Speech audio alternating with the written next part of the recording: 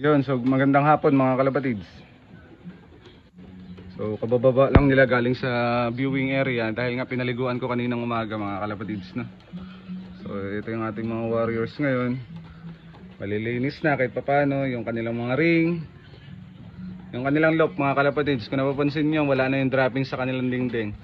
So pinunasan natin ng basa yan kaninang umaga mga kalapatids, no? Pagpatapos natin paligo sa kanila.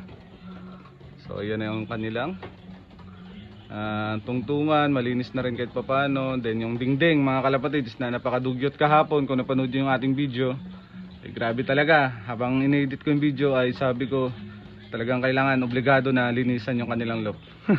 Yung kanilang yung dito sa baba, ay sa baba sa dingding.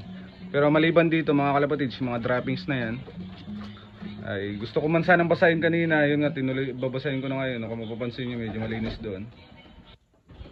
Naisip ko kasi nga yung plywood mga kalapatids, baka madaling masira.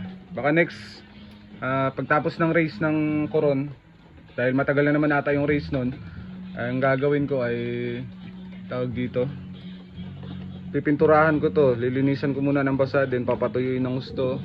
Then pagkatapos nun ay pipinturahan natin mga kalapatids. Yun.